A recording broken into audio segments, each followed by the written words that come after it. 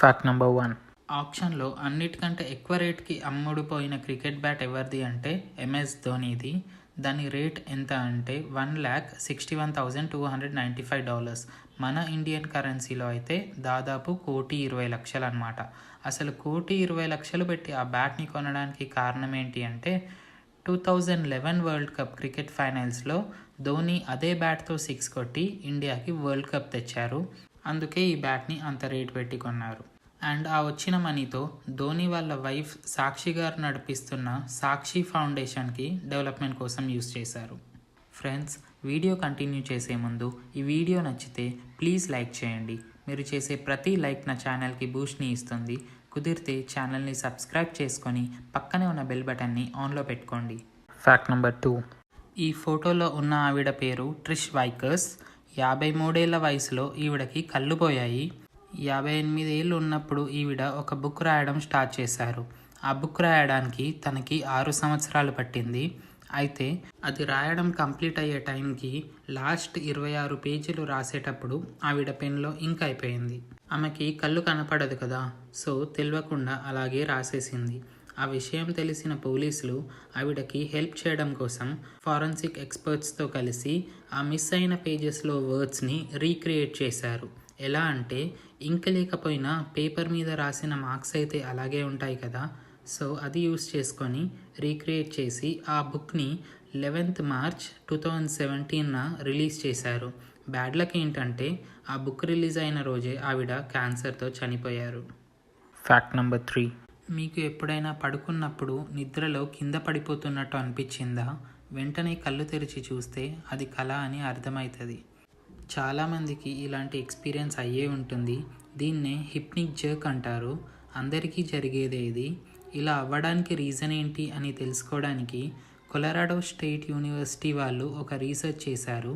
వాళ్ళ రీసెర్చ్లో తెలిసింది ఏంటి అంటే ఆది మానవులు మన భూమిపై నివసించే సమయంలో రాత్రిపూట అడవి జంతువులకి దొరకకుండా ఉండడానికి నైట్ టైం చెట్ల మీద పడుకునేవాళ్ళు. అలా పడుకునేటప్పుడు ఎప్పుడైనా కింద పడిపోతామని భయపడేవాళ్ళు. ఆ భయం వాళ్ళని చెట్టు మీద నుంచి కింద పడకుండా కాపాడేది.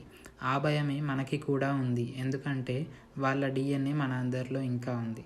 Fact number 4. ఈ ఫోటోలో ఉన్న వ్యక్తి పేరు సుటోమో యమాగుచి. జపాన్లో ఉంటాడు. జపాన్ అథారిటీస్ వాళ్ళు ఇతన్ని ది మోస్ట్ లక్కీయెస్ట్ పర్సన్గా రికగ్నైజ్ చేశారు.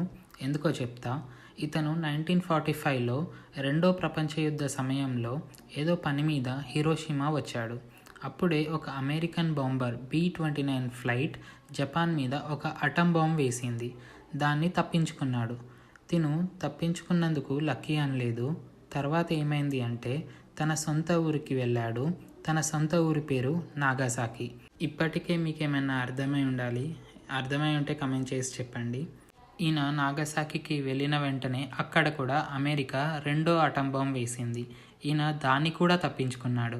ఒక్క అటం బాంబ్ నుంచి తప్పించుకోవడమే గొప్ప అంటే ఈయన రెండో దాని నుంచి కూడా సేవ్ అయ్యాడు. అంటే ఎంత లక్కీ అని మోస్ట్ లక్కీయెస్ట్ పర్సన్గా జపాన్ అథారిటీస్ రికగ్నైజ్ చేశారు. Fact number 5. US ఆర్మీ వాళ్ళు కష్టంగా ఉండే ప్రదేశాలలో హెవీ లగేజెస్ మోయడానికి ఒక రోబోటిక్ యానిమల్స్ని యూస్ చేస్తున్నారు. ఈ రోబోటిక్ యానిమల్స్ పేరు వచ్చి ఆల్ఫా డాగ్. దీన్ని ఎందుకు స్పెషల్గా డిజైన్ చేశారంటే వెహికల్స్ కూడా వెళ్ళని దారులు ఉంటాయి కదా, అలాంటి ప్లేసెస్లో ఈ ఆల్ఫా డాగ్స్ చాలా ఈజీగా వెళ్ళిపోతుంది. ఈ రోబోటిక్ డాగ్స్ లోపల advanced rotating cameras, optical avoidance, GPS trackers install చేశారు. దీనివల్ల ఇవి సోల్జర్స్ని హచ్ కుక్కల్లా ఫాలో అవుతాయి అన్నమాట. అంతేకాదు ఈ ఆల్ఫా డాగ్స్ని రిమోట్ కంట్రోల్తో కూడా కంట్రోల్ చేయొచ్చు. అండ్ ఎక్కడైనా పర్టికులర్ లొకేషన్ని మ్యాప్లో సెలెక్ట్ చేసుకొని డైరెక్ట్గా అక్కడికి కూడా పంపొచ్చు. సో ఇప్పుడు ఇది లగేజ్ మోయడానికి డిజైన్ చేశారు అని చెప్పాను కదా, దీని కెపాసిటీ గురించి కూడా చెప్తా. ఇది దాదాపు 800 kgsని సింగిల్ ఛార్జ్తో 200 kilometers వరకు తీసుకెళ్తుంది. సింగిల్ ఛార్జ్లో 800 kgsని 200 kilometers వరకు తీసుకువెళ్తుంది అంటే గొప్ప విషయమే కదా. ఇలాంటి ఇన్వెన్షన్స్ గురించి మీరు ఏమనుకుంటున్నారో కమెంట్ చేసి చెప్పండి. ఫ్రెండ్స్, నాది చాలా కొత్త ఛానల్. ఈ వీడియో నచ్చితే ప్లీజ్ లైక్ చేయండి. అలాగే మీ ఫ్రెండ్స్ అందరికీ షేర్ చేయండి. మీరు చేసే ప్రతి లైక్ నా ఛానల్కి బూస్ట్ని ఇస్తుంది. ఇలాంటి మరెన్నో ఇంట్రెస్టింగ్ వీడియోస్ మిస్ కాకుండా చూడడానికి తెలుగు ఫ్యాక్ట్స్ బై ఆనంద్ ఛానల్ని సబ్స్క్రైబ్ చేసుకొని పక్కనే ఉన్న బెల్ బటన్ని ఆన్లో పెట్టుకోండి.